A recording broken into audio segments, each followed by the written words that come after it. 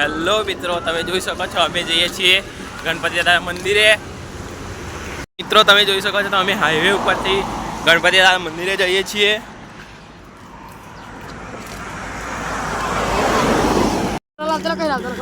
તો મિત્રો તમે જોઈ શકો છો અમે વેજલપુર નજીક પહોંચી ગયા છીએ। ત્યાંથી તમારે 7 કિલોમીટર ગણેશ મંદિર રહે છે। આ છે અમિત,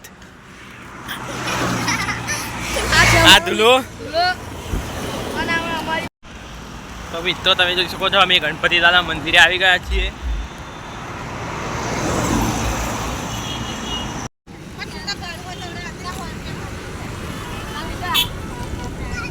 જોઈ શકો છો અમે ગણેશ મંદિર આવી ગયા છીએ।